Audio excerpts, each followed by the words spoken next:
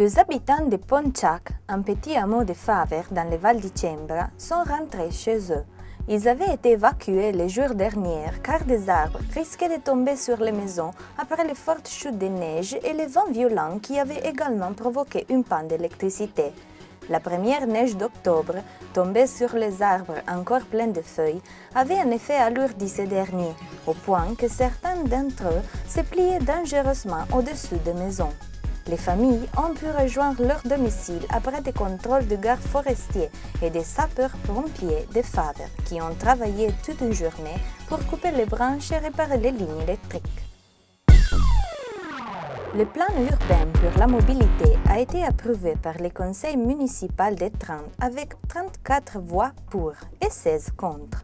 Il s'agit d'un projet complexe qui devrait révolutionner la mobilité de la ville au cours des 30 années à venir, avec un investissement total estimé à 1 milliard d'euros. L'objectif déclaré est celui de réduire la circulation de 5% en 3 ans et de 20% d'ici 2018.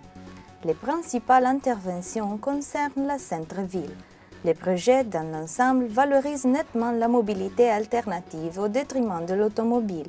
Il y a également, parmi les interventions prévues, un système de liaison efficace entre les zones nord et sud de la ville.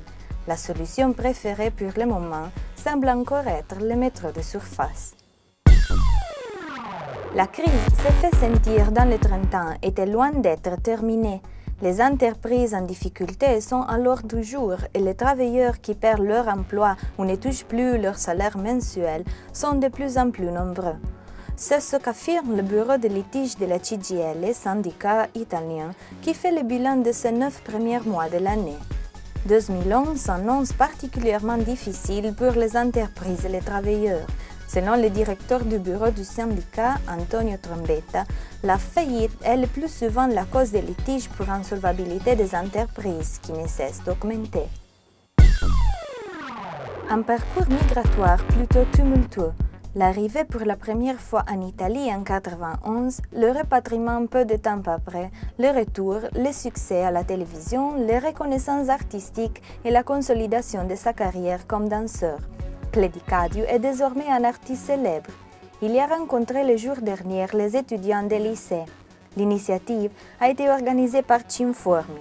L'intervention de Clédy a été précieuse pour 2 motifs, a affirmé l'adjointe provinciale Lia Giovanazzi Beltrame. D'une part, parce que nous avons montré aux étudiants l'exemple d'une personne qui est restée simple malgré le succès, et de l'autre parce que Clédy a invité les jeunes à ne pas renier leurs racines, une étape fondamentale de la voie vers la vie communautaire. Plus les enfants sont jeunes et moins ils ont du mal à apprendre les langues étrangères. C'est la raison pour laquelle de plus en plus de parents décident de les inscrire dans les écoles qui proposent l'enseignement dans plusieurs langues. Les écoles de la province de Trent suivent donc le pas.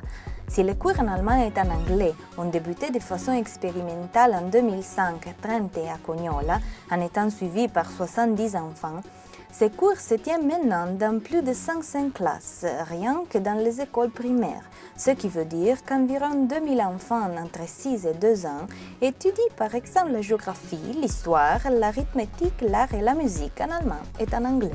Ceci représente un gros atout pour leur futur d'hommes, mais surtout de travailleurs. 2 inaugurations d'un seul coup. Le Mar de Rovereto accueille de nombreux visiteurs grâce à l'exposition des 13 œuvres de l'américaine Dana Schutz, une des meilleures artistes apparues sur la scène internationale au cours des 5 dernières années, et à celle des projets architecturaux les plus significatifs de la dernière décennie. Dana Schutz a choisi la peinture pour exprimer sa représentation personnelle et visionnaire de la vie. Les maquettes d'édifices, les esquisses, les dessins techniques et les photos servent au contraire de cadre à l'autre exposition intitulée Musei nel XXI secolo, idee, progetti, edifici. Musée au XXIe siècle, idées, projets, édifices, qui montre les principales tendances dans la construction des musées. L'objectif est celui de confronter les résultats atteints par l'architecture dans ce domaine au niveau international.